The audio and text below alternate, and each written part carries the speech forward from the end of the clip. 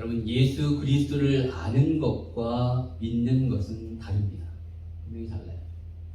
아는 것은 지적인 영역이고 믿는 것은 심적인 영역이라고 할 수 있습니다.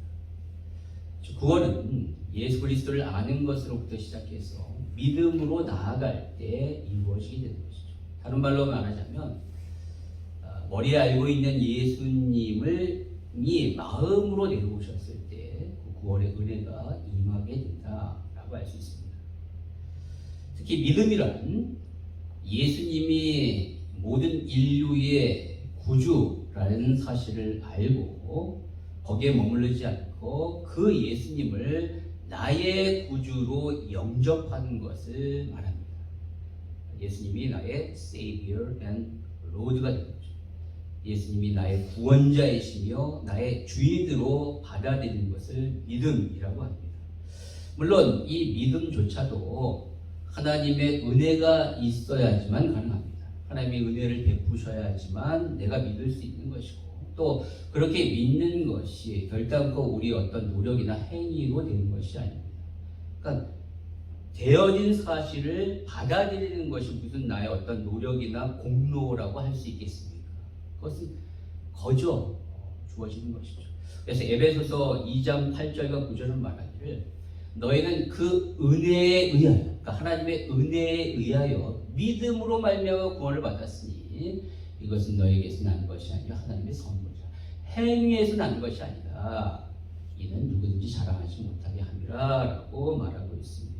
그렇습니다. 이처럼 구원은 바로 예수 그리스도를 아는 것에서부터 시작해서 하나님의 은혜로 인하여 믿음으로 말미암아 구원을 받는 것입니다. 그렇기 때문에 여러분, 우리 교회 안에서는 예수님을 아는 사람이 있고 또 예수님을 믿는 사람이 있습니다. 다른 말로 말하면 구원받은 자가 있고 구원받지 못한 자도 함께 공존한다라는 것이죠. 물론 여기서 안다, 예수님을 아는 것에도 차이가 있어요.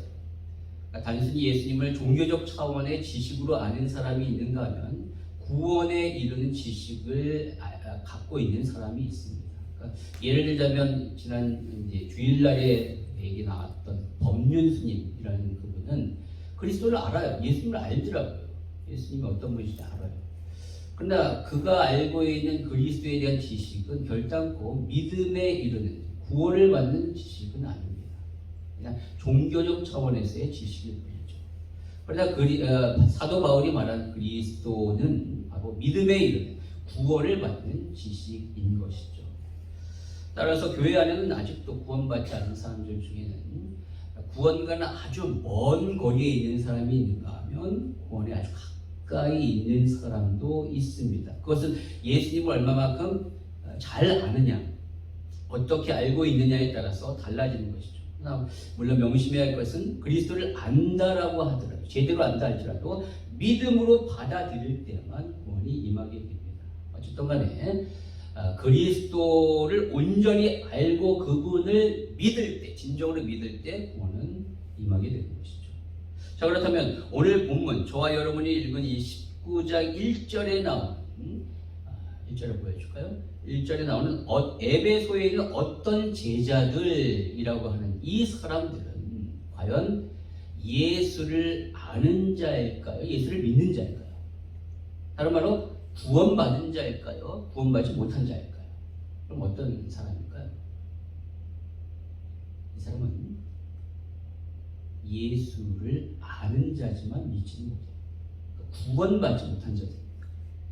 아직 그리스도인이 아니에요. 왜냐하면 그들은 예수님에 대하여 잘 모르고, 심지어 오늘 2절의 말씀을 보면 성령이 계신 것조차도 알지 못했다, 듣지 못한 사람입니다.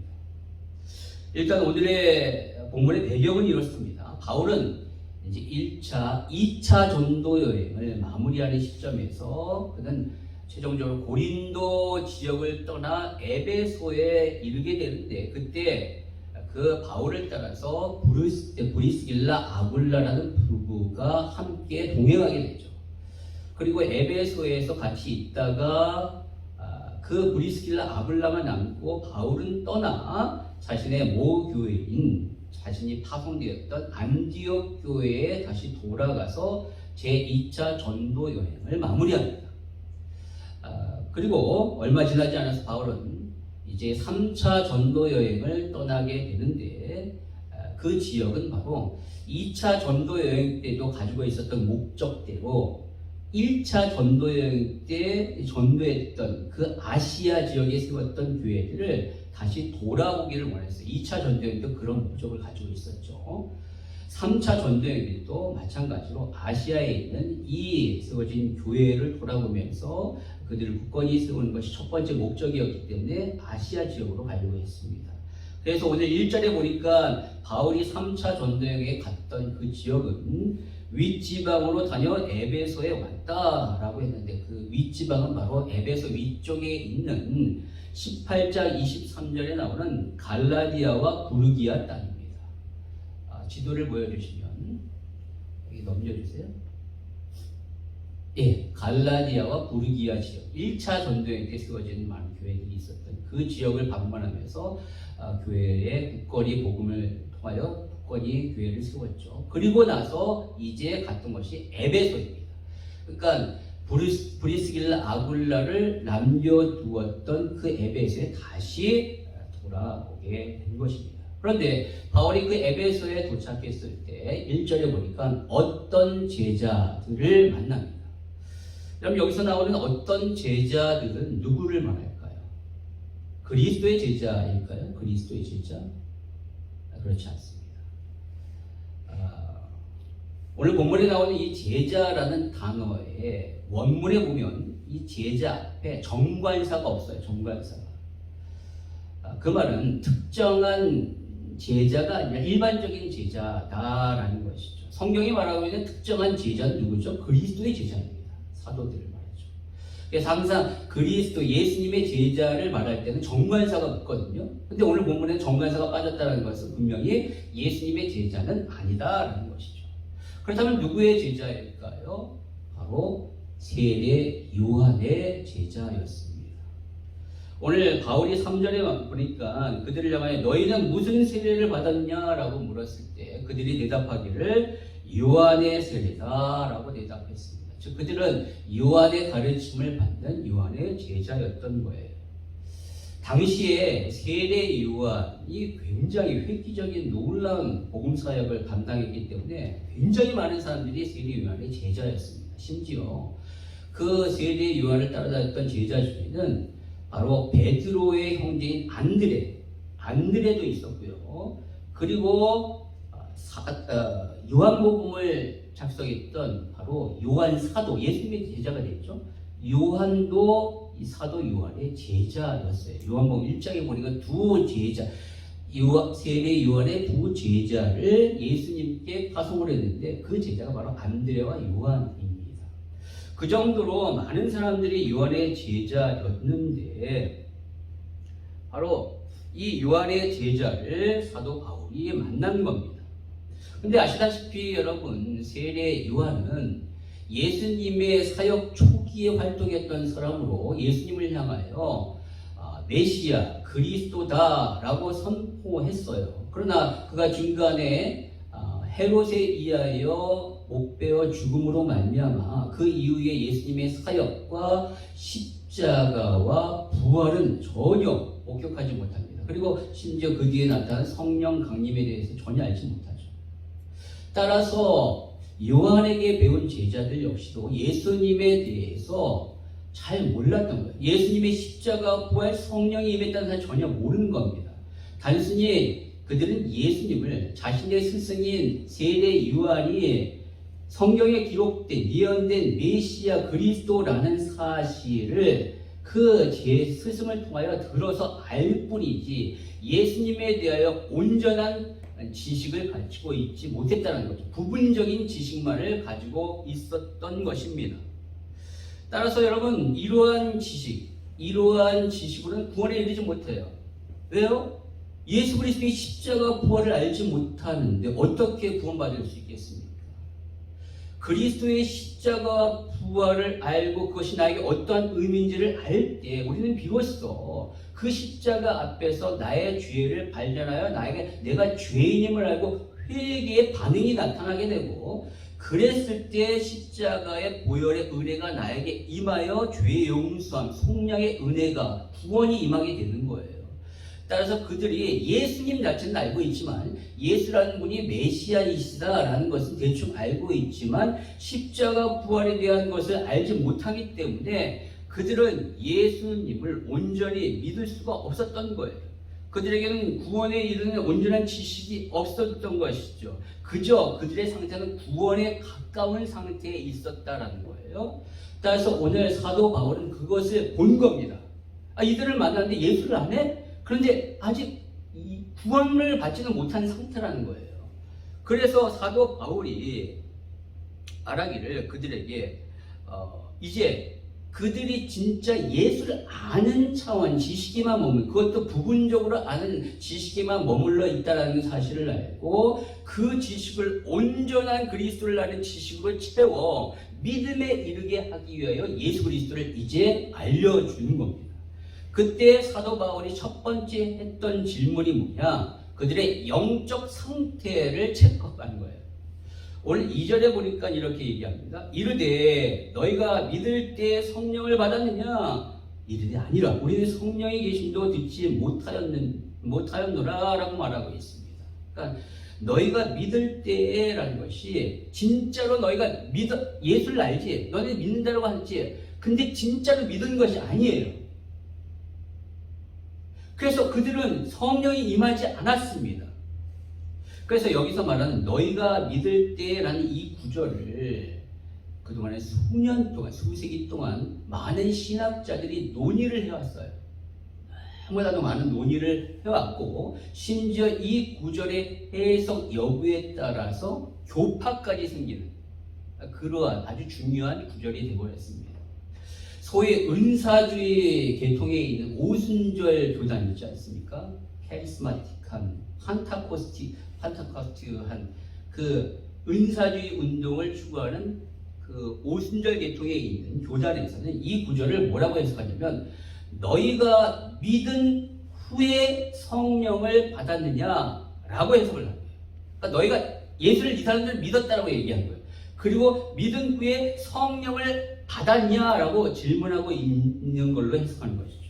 즉, 이 구절을 가지고 그들이 예수를 믿어 구원을 받은 자인데 그 이후에 성령 세례를 받았느냐라고 물어보는 거죠. 그러니까 여러분, 이 사람들은 두 단계의 그리스도인이 되기 위해서는, 온전한 그리스도인이 되기 위해서 두 단계의 단계를 거쳐야 하는 거예요. 예수를 믿어 구원에 이르고요. 그 다음에 성령 이후에 성령 세례를 받아야지만 온전한 그리스도라고 생각하는 겁니다. 그러니까 예를 들어 미지근한 신앙생활을 하던 자가 어느 날 기도원에 올라가 기도를 하는 가운데 갑자기 성령의 강력한 임재를 통하여 방언이 터지거나 은사가 나타났을 때 그들은 말하기를 성령 세례를 받았다라고 말하는 거예요. 그리고 그 성령의 세례의 증거로 방언을 얘기합니다. 왜냐하면 사도행전에 보면 성령이 임할 때마다 방언이 터졌기 때문에 그렇습니다. 그들은 오늘 본문에 나오는 제자들, 이 제자들은 예수를 믿은 자이고 바울의 안수를 통하여 성령 세례를 받아 방언과 예언을 하게 되었다라고 해석해요. 즉, 믿는 사람이 다 성령 세례를 받은 것은 아닌데 믿어요. 그럼 구원 받아. 그런데 성령 세례를 받은 자도 있고 안 받은 자도 있다라는 거예요. 그러다가 성령 세례를 받으면 어떻게 되는가? 방언이나 각종 은사가 나타나서 능력 있는 신앙생활을 하기 때문에 꼭 성령 세례를 받아야 한다라고 이렇게 얘기를 하는 거예요. 심지어 그렇게 성령 세례를 받기 위해서 그들은 연습도 하고 훈련까지 합니다. 아십니까? 그러니까 성령 세례의 증거가 방언이기 때문에 방언을 받으면 성령 세례를 받았다라고 얘기하는 거예요. 그러니까 방언을 받을 수 있도록 연습을 해요. 랄랄랄라 울랄랄라 와라카라카라 뭐 이런 식으로 계속 반복적으로 얘기를 하라는 거예요. 그러면 성령을 받는다라고 얘기하는 것이죠. 여러분, 만약 이것이 맞다면 여기는 큰 문제가 생깁니다. 왜냐하면 교회 안에, 성도 간에 계층이 생기는 거예요. 영적 계급이 생기는 거예요. 내가 예수를 믿어 구원을 받은 것 같은데 아직 성령 세례를 받지 않아 방언을 하지 못하면 나는 낮은 단계에 있는 낮은 수준의 신앙인처럼 느껴지는 거예요. 아주 피렘이네. 그런데 방언을 받거나 각종 은사를 가지고 있는 사람들은 그에 비해서 월등히 높은 차원의 신앙의 수준에 있는 사람으로 여겨지게 되는 거죠. 그러니까 교회 안에서 계급, 영적 계급이 보이지 않게 딱 나눠지게 되는 거예요. 그럼 그것은 교회가 아닙니다. 교회는 그리스도의 몸이에요. 그리스도의 몸은 각 지체인데 그 지체에 높고 낮음이 어디 있습니까? 어떤 것은 존귀하고 어떤 것은 하찮은 게 어디 있어요? 팔이 많은 일을 한다고 해서 이 팔이 더 소중하고 계급이 높습니까? 발이 밑에 땅에 있다고 해서 하찮고 계급이 낮아요? 아니죠. 그리스도 안에서는 평등합니다. 영적인 계급이나 차이가 전혀 없는 거예요. 성령 세례를 자신의 노력으로 받을 수 없지만 또한 만약 은사주의 운동에서 하는 것처럼 훈련해서 받는다면 어떤 일이 벌어지니까 자랑이 되는 거예요. 내가 열심히 했기 때문에, 내가 노력했기 때문에 성령 세례를 받고 방언을 받았어. 그래서 여기에 있는 사람들은 나는 방언을 몇 개 언어를 해, 통역을 해, 예언한다라고 공연하게 이렇게 자랑을 합니다. 여러분, 은사는 하나님이 주시는 것이, 하나님이 주신 선물이지 자랑할 것이 아니에요. 선물은 주는 자의 마음에 달려 있는 것이지 받는 자의 어떠함에 달려 있지 않습니다.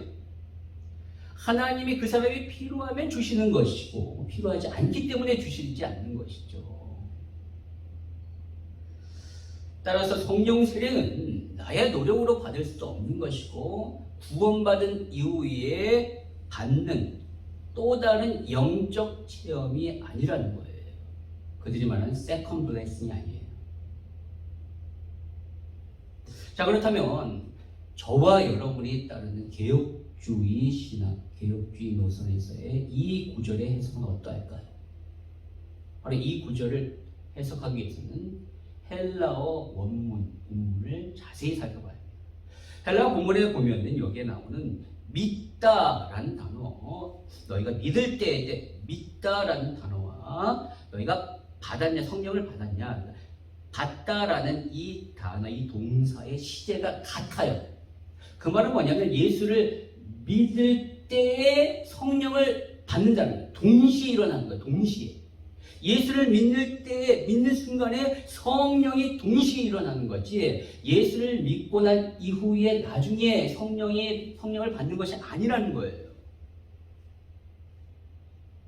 바로 우리가 예수 그리스도를 구주로 믿을 때 그 순간 성령이 우리에게 임하는 것이 바로 성령 세례입니다. 구원받는 그 순간에 성령이 우리 안에 내주하시는 것이 성령 세례예요. 따라서 성령 세례는 예수를 믿는 순간에 일어나는 단 한 번의 단회적인 사건이에요. 두 번, 세 번 받을 수 있는 것이 아닙니다. 여러분 세례를 두 번, 세 번 받습니까? 아니죠. 한 번 받으면 끝나는 거예요. 성령 세례도 마찬가지예요. 예수를 믿을 때 내 안에 딱 들어오셔요. 그것이 성령 세례, 단 한 번에 이루어지는 단회적인 사건이다라는 것이죠. 오늘 이 요한의 제자들 역시 바울이 알려준 온전한 예수 그리스도에 대한 그 복음을 듣고 나서 그들이 세례를 받게 됐는데요. 5절에 보니까 그들이 듣고 주 예수의 이름으로 세례를 받으니 라고 했을 때 이 세례는 또 다른 물세례, 그러니까 예전에 세례 요한을 통해서 받던 물세례를 이번에도 또 받는 것이 아니에요. 예수의 이름으로 또 받는 것이 아니라 바로 온전한 예수 그리스도를 들어 이제 그 예수 그리스도를 나의 구주로 영접하고 믿는 그 순간에 바로 성령의 세례가, 그리스도의 이름으로 성령의 세례가 그들에게 임했다라는 거예요. 그래서 나타난 결과가 6절에 보니까 방언과 예언이 일어나게 되었다라는 것이죠. 여러분, 이처럼 성령 세례는 예수를 믿는 그 순간에 받게 되는데, 일어나게 되는데, 그때 어떤 사람 방언이나 예언과 같은 그런 은사가 나타나기도 하는 거예요. 그렇습니다. 예수님을 전혀 몰라요. 근데 얘 복음을 들어요. 밖에서 전도 현장에서 복음을 들었어요. 믿고 싶어요. 그래서 예수 그리스도를 믿었어요. 근데 이 사람이 갑자기 방언이 나올 수도 있고 놀라운 은사가 나올 수도 있다라는 거예요. 그런데 우리가 일반적으로는 우리가 지난 시간에 살펴봤던 아볼로처럼 대부분의 사람들은 그러지 않습니다. 조용히 일어나요. 이 성령 세례는. 내가 성령 세례를 받았는지 안 받았는지 잘 몰라요. 아볼로가 그랬거든요. 우리가 지난주에 살펴봤죠. 아볼로는 어떤 사람이었습니까? 일찍이 예수를 아는 자예요. 성경에 능통했어요. 그리고 그 사람이 어떤 경로를 통하여 복음을 받아 예수님을 알게 됐는지, 그것은 바로 세례 요한의 제자였기 때문에 알았어요. 바로 예수님을 알아요. 그런데 그가 예수님을 알고 심지어 일찍부터 예수 그리스도를 전했지만 세례 요한의 제자로서 부분적인 예수님에 대한 그 지식만을 알고 있었기 때문에 온전히 예수님을 믿지 못했어요. 그것을 바로 브리스길라 아굴라가 발견하게 됐고, 그를 불러 그에게 온전한 예수 그리스도를 증거함으로 말미암아 그가 예수를 믿게 되어 삶에 놀라운 변화가 있게 돼요. 그의 사역에 놀라운 변화가 있게 돼요. 그런데 성경에 바로 그가 예수를 이제 온전히 믿음으로 그 안에 성령이 내주하여 성령 세례가 일어나게 된 거예요. 성경에는 안 나왔지만 어떻게 알 수 있는가? 바로 그의 사역에 변화가 일어나게 됩니다. 놀라운 은혜, 그가 말씀을 전했을 때 예전과는 다른 은혜가 넘치게 되고, 그리고 너무나도 담대한 복음의 역사가 일어나는 것을 통하여 성경에는 그가 예수를 믿어 성령 세례를 받았다는 것은 없지만 분명히 그 사실을 알 수 있는 거예요. 왜요? 그 안에 이제 성령이, 예전에 성령이 없었잖아요. 예수님만 알고 있었지. 성령이 임함으로 말미암아 성령이 그 안에 역사함으로 그의 사역에 이러한 증거들이 나타난 거예요. 그런데 성경에는 그가 그렇게 브리스길라 아굴라를 통하여 예수 그리스도를 알아 예수를 믿게 되었을 때 방언이나 예언과 같은 그런 일이 일어났다라고 기록되어 있지 않아요. 오늘 세례 요한의 제자들처럼. 그러니까 예수를 믿을 때, 성령 세례가 임할 때 은사가 나타날 수도 있지만 그렇지 않을 수도 있다라는 거예요. 알겠죠? 대부분 아볼로와 같이 조용하게 일어납니다. 따라서 성령 세례의 증거를 방언이다, 은사다라고 얘기해서는 안 되는 거예요. 그것은 있을 수도 있고 없을 수도 있는 거예요. 하나님이 원하시면 주시는 거고 원하시지 않으면 안 주시는 거죠. 그러나 성령 세례를 받은 자에게 반드시 나타나는 삶의 모습이 있는데, 변화가 있는데, 그것은 뭐냐면 죄에 대하여 거부하고 죄를 싫어하고 선을 행하고자 하는 거룩해지고 싶은 열망이 반드시 생깁니다. 만약에 그것이 없다, 그리고 그 열망은 성령의 열매로 나타나게 되는 거예요. 갈라디아 5장에 나옵니다. 물론 시간이 필요합니다. 열매는 시간이 있어야 되겠죠. 즉 가면 갈수록 그의 삶에 거룩함이 드러나게 되고 그리스도를 닮는 삶으로 변하게 된다는 거예요. 만약 시간이 지남에도 불구하고 전혀 예수를 닮지 아니하고 오히려 악해졌다, 교회를 다니고 예수를 믿는다고 하는데 그 사람이 교회만 다닐 뿐이지 분명한 사실은 성령이 그 안에 거하지 않아요. 성령 세례를 받은 자가 아닙니다. 구원받은 자가 아니라는 거예요. 물론 우리는 계속해서 꾸준히 선해질 수 없습니다. 우리는 계속해서 꾸준히 거룩해질 수 없어요. 가면서 또 넘어지고 쓰러지고 죄 짓습니다. 그러나 그 죄로 인하여 또 괴로워하고 아파하지만 다시 회개하여 하나님 앞에 또 나아가 거룩으로 나아가게 되죠. 그래서 우리의 삶에 굴곡이 있어요. 위에 올라갔다 내려갔다 하지만 삶의 전반적인 그 그래프의 패턴은 어떻게 냐면 하늘을 향하여 나아가는 거예요. 거룩을 향하여 나아가는 거예요. 그리스도를 닮아가는 쪽으로 나아가는 거라는 거죠. 그것이 바로 성령 세례 받은 자의 삶의 모습입니다. 저와 여러분의 삶에 성령 세례 받은 자의 거룩한 삶의 그런 모습이 계속적으로 나타나기를 소망합니다. 여러분, 아무튼 오늘 요한의 제자들은 아직 온전한 복음을 알지 못하고 구원에 이르지 못한 상태였기 때문에 바울은 그들에게 온전한 복음을 전하기 위하여 오늘 그들이 받은 세례 요한의 세례가 무슨 의미인지에 대하여 말해줍니다. 오늘 4절의 말씀을 보니까 이렇게 말하죠. 바울이 이르되 요한이 회개의 세례를 베풀며 백성들에게 말하되 내 뒤에 오시는 이를 믿으라 하였으니 이는 곧 예수라 하거늘이라고 말합니다. 바로 세례 요한의 세례는 회개의 세례다라고 말하고 있습니다. 회개의 세례는 바로 자신이 죄임을 알고 그 죄로 인하여 마음이 아파 자신의 죄를 해결함 받고자 하는 그러한 마음이 들게 하는 세례예요. 아주 귀한 세례죠. 구원에 가까이 가게 하는 세례입니다. 그러나 이 세례 요한의 세례로는 죄를 온전히 속함을 받지는 못해요. 오직 죄의 속죄는 그리스도의 세례로 이루어지는 거예요. 그래서 그리스도의 세례로 나아가야 합니다. 세례 요한은 자신의 세례와 그리스도의 세례를 이렇게 비교하죠. 마태복음 3장 11절에 같이 한번 읽어볼까요? 시작. 나는 너희로 회개하게 하기 위하여 물로 세례를 베풀거니와 내 뒤에 오시는 이는 나보다 능력이 많으시니 나는 그의 신들을 들지도 감당하지 못하겠노라. 그는 성령과 불로 너에게 세례를 베푸실 것이요. 아멘. 자신의 세례는 회개를 하게 하는 물세례이지만 그리스도의 세례는 죄를 속해주는 성령의 세례예요. 성령과 불로 임하는 세례다라고 말하고 있어요. 즉 예수님의 세례, 예수님을 믿을 때 성령의 세례가 임하게 되고 바로 그 성령은 불과 같이 임하여 내 안에 있는 회개하고 있는 나의 죄를 태워 속죄하게 하는 속죄의 세례가 되게 된다는 겁니다.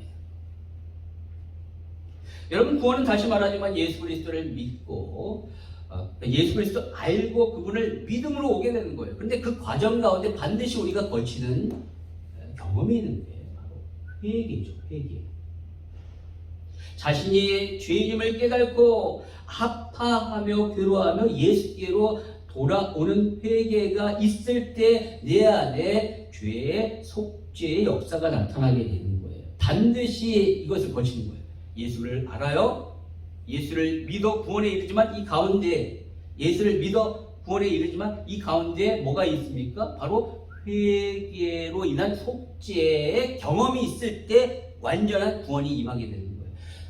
베드로는 그거에 대해서 이렇게 잘 얘기합니다. 사도행전 2장에 보니까 마가다락방에 모였던 사람들을 향하여 베드로가 설교를 하니까 그 설교를 듣고 마음에 찔림을 받은 자들을 향하여 베드로는 이렇게 얘기하죠. 2장 38절에 베드로가 이르되 너희가 회개하여 각각 예수 그리스도의 이름으로 세례를 받고 죄 사함을 받으라. 그러면 성령의 선물을 받으리니. 맞습니다. 회개할 때 속죄, 죄 사함을 받게 됩니다. 그리고 성령을 받게 됩니다. 성령 세례를 받게 됩니다. 구원에 이릅니다. 따라서 요한의 세례는 회개하도록 하게 했지만 그리스도의 세례가 임하지 않으면 죄의 속죄가 없기 때문에 구원에 이르지 못해요. 즉 구원은 그리스도의 세례, 즉 성령 세례에 의하여 이루어지게 되는 것입니다. 그렇기 때문에 여러분 물세례는 받아도 되고 안 받아도 됩니다. 여러분 세례 받으셨죠? 그 물세례로 인하여 나에게 구원에 임하는 것이 아니라 바로 성령 세례를 받아야 되는 거죠. 그리스도를 온전히 믿음으로 말미암아 성령 세례를 받았을 때 내 안에 성령이 오셔서 내주하는 자만 구원에 이르게 되고 그런 자가 바로 하나님과 사람 앞에서 나는 믿습니다, 구원받았습니다 라는 사실을 공적으로 드러내는 것이 바로 우리가 행하는 그 물세례다라고 할 수 있는 것이죠. 여러분 그렇다면 제가 여러분에게 묻겠습니다. 여러분은 성령 받으셨습니까? 다시 한번요. 자신이 없을까요? 성령 받으셨습니까? 여러분 안에 성령이 계십니까? 다시 말해서 성령 세례 받으셨습니까? 내가 아직도 방언도 못하고 은사도 없는데 성령 세례를 받아. 여러분 그렇습니까? 그것이 없으면 아직 성령 세례 받지 못한 것일까요? 우리 정확하게 오늘 알아야 돼요. 예수를 믿는 순간에 성령이 임하게 됩니다. 그것이 바로 성령 세례예요. 그것은 우리 인생에 단 한 번 있는 것입니다. 방언과 음성과는 상관이 없어요. 그걸 하나님이 주시는 선물일 뿐이에요. 필요하시면 주시고 필요 없으면 안 주십니다. 어떤 사람은 성령의 세례를 받을 때 아주 피부적으로 감각적으로 와 느끼는 사람이 있어요. 그러나 대부분의 사람들은 그것을 모르고 지나갑니다. 그러나 내가 성령 세례를 받았다는 것은 어떻게 알 수 있는가? 바로 내가 진짜 예수님을 나의 구주로 고백하느냐 그렇지 않느냐를 봐야 할 수 있습니다. 여러분 진짜로 예수님을 나의 구원자요 주인으로 고백한다면 그 사람은 성령이 내 안에 있는 거예요. 성령 세례를 받은 자예요. 고린도전서 12장 3절에 이렇게 얘기하고 있습니다. 같이 한번 읽어볼까요? 시작. 그러므로 내가 너에게 알리노니 하나님의 영으로 말하는 자는 누구든지 예수를 저주할 자라 하지 아니하고 또 성령으로 아니하고는 누구든지 예수를 주시라 할 수 없느니라. 아멘. 예. 여러분 비록 내가 지금 약간 맛이 같고 신통치 않고 신앙생활이 너무나 미지근하다 할지라도 예수를 진짜 나의 구주로 고백한다면 그 사람에게 성령이 있는 거예요. 성령 세례 받은 겁니다. 내 안에 성령이 내주하시는 거예요. 진짜로 고백한다면, 가짜가 아니라 진짜로 알고 진짜로 믿고 진짜로 고백하는 사람이라면 성령이 계시는 거예요. 왜요? 예수님을 구주로 고백할 수 있는 것은 오직 성령으로만 가능하기 때문에 그렇습니다. 저는 이것을 체험했어요. 예전에 일전에도 한번 말씀드렸듯이 제가 1995년 대학교 때 전도 여행을 강화도로 갔었는데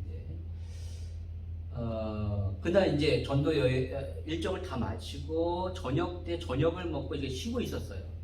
어떤 사람 찬양도 하고 어떤 사람은 옆에서 이 수다도 하고 막 이렇게 자연스럽게 있었는데 갑자기 저 뒤에서 아주 험상궂게 생긴 한 아저씨가 우리가 머물고 있는 그 교회에 딱 들어오시는 거예요. 순간적으로 얼어버렸죠. 누구야?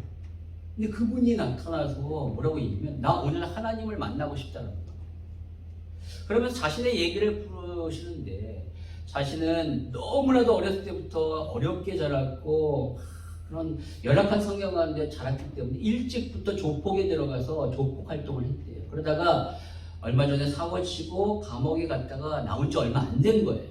그런데 그 감옥에서 예수 그리스도를 듣게 되었는데 그때는 별 반응을 보이지 않다가 사회에 나왔을 때 갑자기 계속적으로 그때 들었던 예수님이 막 생각이 나타나는 거예요.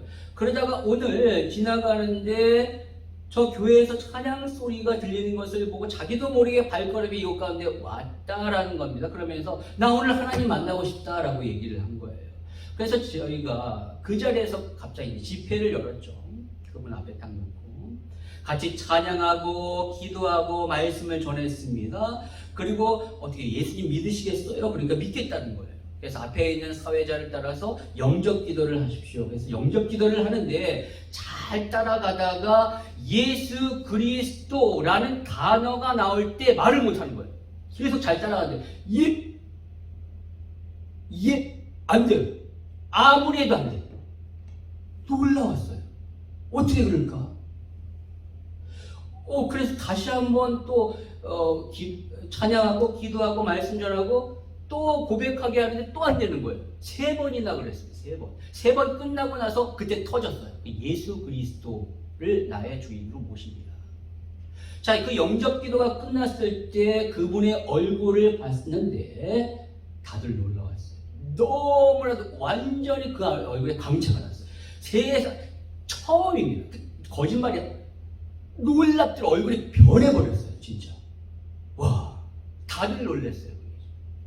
그 전과 이 아저씨의 모습 완전 달라요. 너무 밝아졌습니다. 그리고 제가 나중에 한번 얘기를 했죠. 제가 전도여행 마치고 한 3개월이 지났을 때 KBS 인간극장에 그분이 나오셨다니까요. 그분이 나왔어요. 그러면서 우리 얘기를 한 거예요. 어느 저기 전도하는 대학생들이 얘기를 해가지고 자기 이런 인생을 살다가 중간에 저는 보지는 못했어요. 근데 얘기는 들었습니다. 어쨌든 간에 예수 그리스도를 고백하는 것은 인간의 힘으로 되는 것이 아니라는 거예요. 성령의 능력으로, 성령의 역사로 가능한 거죠. 성령이 그 안에 계시지 않으면, 성령이 임재하시지 않으면 절대로 고백할 수 없는 겁니다. 그냥 거짓말로는 할 수 있죠. 진짜로 고백하는 것은 성령께서 하신 거예요. 그렇기 때문에 그 성령을 그렇게 고백하는 사람은 성령이 내주하는 사람이고 성령 세례 받은 자다라는 것이죠. 따라서 저와 여러분이 진짜로 예수님을 사랑하고 구주로 고백한다면 우리 안에 성령이 계시고 성령 세례 받은 줄 믿습니다. 예. 자, 그렇다면 성령 세례 받았어요. 그럼 끝인가요? 난 예수를 믿고 이제 성령이 내 안에 계셔요. 이제 끝났다. 가 아니라 사도 바울은 그 이후에 성령 충만함을 받아야 된다라고 말하고 있는 거예요.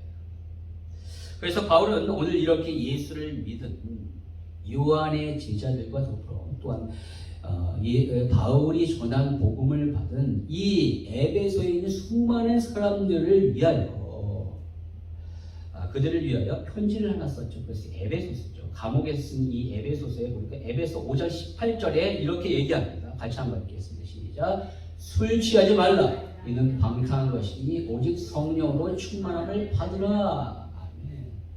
성령 충만함을 받으라. 그러니까 성령 세례 받은 자는 반드시 성령 충만함을 받아야 되는 거예요. 예수를 믿어 그 순간에 성령 세례를 받은 자는 거기서 끝나는 것이 아니라 성령의 충만함을 날마다 받아야 된다라고 말하고 있는데, 이 성령 충만함을 여기서 충만함을 받으라라는 이 단어 헬라어의 시제가 굉장히 중요한데, 이 시제는 바로 현재 수동태 명령형이에요. 다시 한번, 현재 수동태 명령형인데 이게 왜 중요하냐면 헬라에서 현재는 단 한 번 받으라는 것이 아니라 계속적인 반복을 의미하는 거예요. 오늘도, 내일도, 모레도 계속적으로 성령 충만을 받아야 된다는 거예요. 한 번 받았다라고 성령 충만 끝나는 것이 아니라 우리의 삶 가운데 성령 충만함이 어떤 사건과 관계 속에서 충만하지 못할 때가 있어요. 그러면 또 하나님 앞에 성령 충만함을 받아야 된다는 것이죠. 계속적으로 받으라는 말이고, 그리고 수동태는 내가 내 어떠한 노력과 내 힘과 내 능력과 어떤 인위적인 어떤 인간의 행위로 받는 것이 아니라 하나님이 주시는 거예요. 받는 거예요. 그렇기 때문에 하나님이 주시도록 간구하고 사모하라는 거죠. 사모하라는 거예요. 하나님 주세요. 나 원합니다. 하나님 주셔야지만 받을 수 있으니까. 그리고 명령형이라는 것은 받아도 되고 안 받아도 되는 것이 아니라 성령 세례 받은 사람 반드시 성령 충만을 받을 수 있도록 해야 된다는 거예요. 성령 세례는 단 한 번 받습니다. 그러나 성령 충만은 계속해서 받아야 돼요. 매일의 삶 가운데 성령 충만하지 못하기 때문에 오늘도 성령 충만할 수 있도록 하나님 앞에 간구하시며 사모하시며 나아가시며 하나님 부어주시는 거죠. 그의 사랑하는 자에게 하물며 성령을 주시지 않겠느냐, 성령 충만함을 주시지 않겠느냐 라고 말씀하시는 거죠. 성령 충만해야 우리가 온전히 하나님의 백성으로 살 수 있습니다. 성령 충만함을 오늘 술 취함으로 비유하고 있듯이 바로 성령 충만함이라는 것은 성령의 지배를 받는 거예요. 술 취한 사람은 술의 지배를 받잖아요. 성령 충만한 사람은 성령의 지배를 받아 성령의 인도함을 받은, 그의 이끌림을 따라 살아가는 삶을 말합니다. 성령은 거룩한 하나님의 영이시기 때문에 가장 두드러진 성령 충만한 자의 특징은 뭐냐? 능력이 아니라, 능력도 나타나죠. 능력이 아니라 거룩함입니다. 거룩함. 성령 충만함은 거룩함에 성령의 열매를 맺는 삶으로 드러나게 되는 거예요. 즉 예수 그리스도를 닮는 성품의 변화가 일어나게 됩니다. 예수님의 생각과 말과 행동을 닮아 결국 그리스도의 제자로 나아가는 것이 바로 성령 충만한 사람의 삶의 모습이에요. 여러분, 우리는 요한의 제자가 아니라 그리스도의 제자입니다. 그리스도의 제자가 되어야 됩니다. 그러기 위해서는 성령 충만함을 받아야 합니다. 성령 세례 받으셨다면 성령 충만함을 받기를 간구하십시오. 내 생각이 아니라 성령의 생각, 내 계획이 아니라 성령의 이끄심을 통하여 우리의 삶에 거룩한 성령의 열매를 맺어 그리스도의 제자다운 삶의 모습이 여러분의 삶 가운데 드러나기를 주님의 이름으로 축원합니다.